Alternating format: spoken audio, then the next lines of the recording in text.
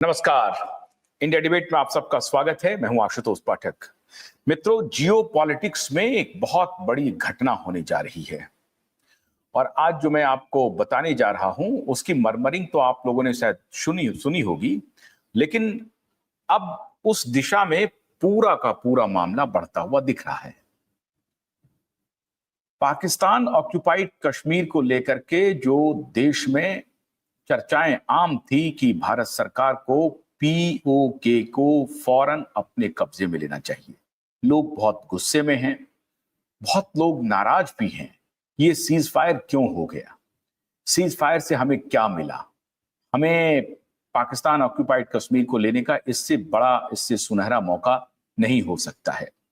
लेकिन अब भारत सरकार की तरफ से आधिकारिक जो पुष्टि हो रही है और जो दुनिया भर के मीडिया रिपोर्ट्स बतला रहे हैं और क्रेडिबल मीडिया रिपोर्ट्स, उसमें यह है कि लगभग 20 से 25% तक पाकिस्तान की तबाही हो गई भारत की तरफ से हमले में। जो जवाब था ऑपरेशन सिंदूर का नतीजा यह हुआ कि 20-25% तक उनका जो डिफेंस सिस्टम है वो नाकाम हो गया। डिफेंस सिस्टम की जब हम बात कर रहे हैं तो सिर्फ एयर डिफेंस सिस्टम नहीं, उनका जो आर्मी है, उनका जो नेवल है, सब एक प्रकार से खेत रहे और जो हमला भारत ने किया, जवाबी हमला, उसको पाकिस्तान रोक पाने में पूरी तरह से अक्षम हुआ। कहानी बस इतनी नहीं है। आप अगर ये सोच रहे हैं कि सीज फायर हो गया है, तो देश के प्रधानमंत्री नरेंद्र मोदी जी ने कहा कि यह स्थगन है, ऑपरेशन सिंदूर जारी है।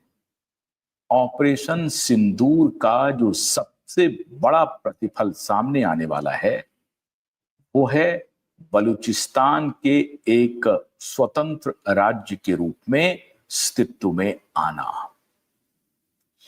आपने बहुत सारे वीडियोस देखा होगा सोशल मीडिया पे, टेलीविजन चैनल्स पे कि बलूच लिबरेशन आर्मी किस प्रकार से पाकिस्तानी सेना को मुंहतोड़ जवाब दे रहे हैं। इतनी भर कहानी नहीं है। जियो पॉलिटिक्स की वो बात आज मैं आपको बताने जा रहा हूं जो आपके लिए बेहद जरूरी है। और ये सब हुआ कैसे? मरियम नवाज के बॉयफ्रेंड ने कभी सपने में नहीं सोचा होगा कि ये हालात पैदा होंगे। उन्हें मालूम तो था कि अगर हम भारत को छेड़ेंगे तो इस बार भारत चुप रहने वाला नहीं है और भारत कुछ बड़ा करने वाला है। मित्रों, भारत ने बड़ा कर दिया है। अंदरूनी खबर यह है कि बलूचिस्तान ने खुद को एक स्वतंत्र राज्य घोषित कर दिया है।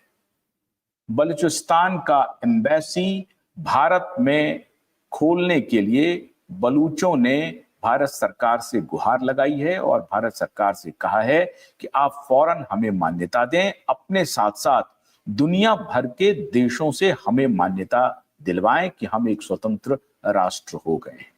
अगर इस पर भी नहीं बात बनती है तो आप हमारे प्रधानमंत्री बन जाइए। ये ऑफर दिया बलूचों ने। आपको मालूम होगा कि बलूचिस्तान लंबे संघर्ष के दौर से गुजर रहा है और ये आज का संघर्ष नहीं है। बलूच का संघर्ष पूर्वी पाकिस्तान के संघर्ष के पहले से है। मतलब आजकल जो बांग्लादेश है उसके संघर्ष के जमाने से है। बलूच कभी भी अपने को पाकिस्तान का हिस्सा मानने को तैयार नहीं है।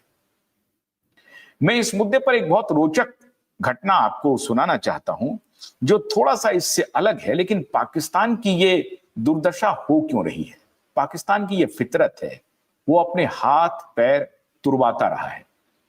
आज नहीं, बहुत जब से पाकिस्तान का निर्माण हुआ है तब से।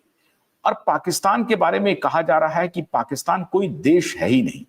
पाकिस्तान असल में एक मजहब के कुछ लोगों का जमात है जो नाम दे दिया है उस खिते को, उस एरिया विशेष को पाकिस्तान। राष्ट्र का एक चोला पहना दिया है। वह एक संसद है, चुनाव होते हैं, लेकिन ये सब फार्स हैं।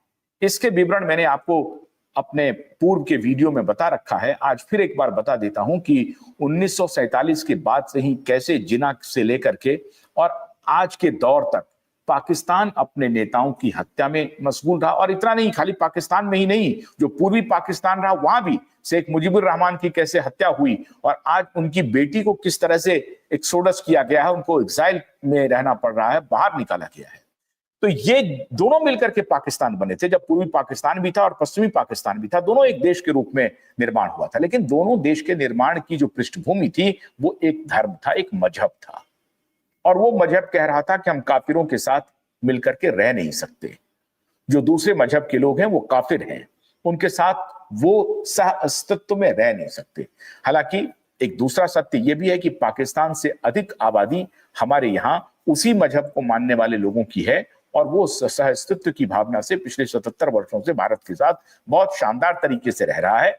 जो मॉडर्न इंडियन स्टेट है उसकी मैं बात कर रहा हूं। वैसे तो हजारों वर्षों से रह रहा है, लेकिन जो मॉडर्न स्टेट है, जो 47 में अगर पाकिस्तान बन गया और भारत भी अस्तित्व में आया, तो ये मॉडर्न स्टेट में भी उनसे बड़ी आबादी इस्लाम को मानने वाली भारत में अस्तित्व के भाव से रह रही है। हालांकि उसकी अपनी भी परेशानी है, वो उस पर फिर बात कभी।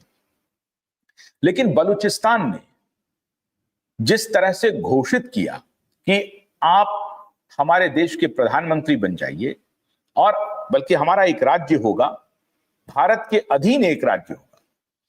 कहां तो अमेरिकी प्रेसिडेंट कनाडा को धमकी देते हैं कि मैं 53वां 53rd स्टेट घोषित करूंगा। 52 स्टेट हैं, आपको मालूम होगा अमेरिका में, तो 53वां स्टेट वो बनाने की बात करते हैं खुलेआम।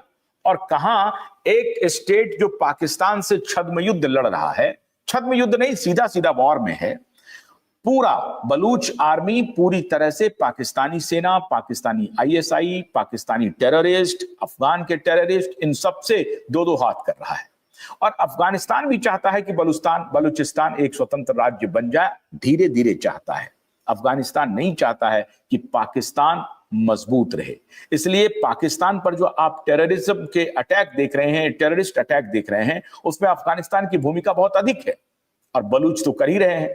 उधर से पीओके की तरफ से किया जा रहा है, सिंध के भी लोग कर रहे हैं। कुल मिलाकर के बच जाएगा सिर्फ पंजाबी पाकिस्तान। और ये जो पंजाबी पाकिस्तान है, इस पर किसी को भरोसा नहीं है, ना तो बलूचों को भरोसा है, ना सिंधियों को भरोसा है, ना पीएको वालों को भरोसा है। किसी को भरोसा नहीं है पंजाबी पाकिस्तान के ऊपर।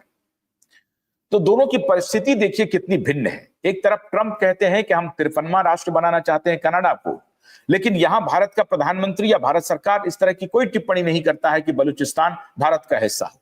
बलूच खुद कह रहे हैं, बलूचिस्तान के नागरिक आकर के कह रहे हैं कि हम भारत का हिस्सा बनना चाहते हैं और गोया कि हम भारत के प्रधानमंत्री नरेंद्र दामोदर दास मोदी को अपना प्रधानमंत्री घोषित करते हैं। अब ये जो कहानी है, इसमें भारत फूक फूक करके कदम रख रहा है। ये ट्रैप भी हो सकता है, भारत एक बड़े संघर्ष में भी फंस सकता है। क्यों? बलूचिस्तान पर चाइना की नजर है, बलूचिस्तान पर अमेरिका की भी नजर है।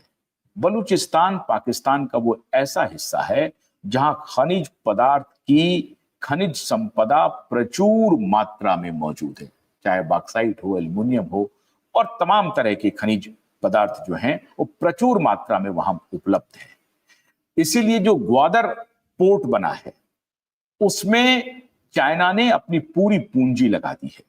और बलूचिस्तान और चाइना के बॉर्डर के साथ साथ चाइना ने अपना इंफ्रास्ट्रक्चर काफी बिल्ड किया हुआ है। भारत ने इस पर कभी आपत्ति भी जताई, लेकिन भारत नहीं चाहता है कि फटे में हम टांग अड़ाएं। और अगर पाकिस्तान चाइना की तरफ झुका हुआ है तो ये चाइना ही पाकिस्तान को नेस्तनाबूद करेगा।